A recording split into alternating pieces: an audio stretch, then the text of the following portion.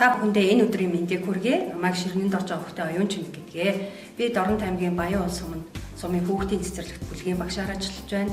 Анх 2004 онд тухайн байгууллагатай ажил амьдралын гараагаа эхлээд тасралтгүй 21 төгчөдтэй ажиллаж байна.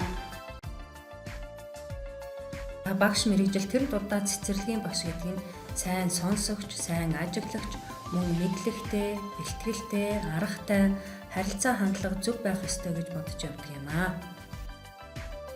Ээж маань цэцэрлэгийн багшаар ажилладаг байсан.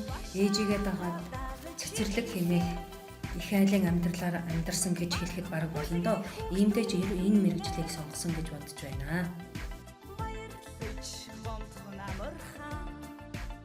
2023-аас 2004 оны хичээлийн жил аймгийн математикийн эмгэн төсөөлийн мэрэгжлийн багш нарын бүлэгт орж ажилласан.